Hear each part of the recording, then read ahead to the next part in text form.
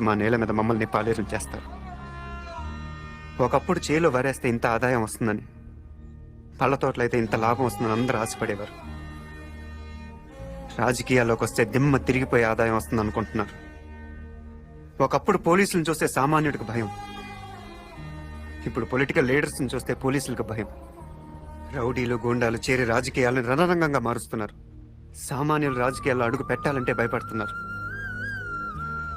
ఇలాంటి పరిస్థితుల్లో ప్రజలకు సేవలు చేయాలనుకునే విద్యార్థులు, మేధావులు, సంఘ సంస్కర్తలు ఏ ధైర్యంతో రాజకీయాల్లో అడుగు పెడతారు?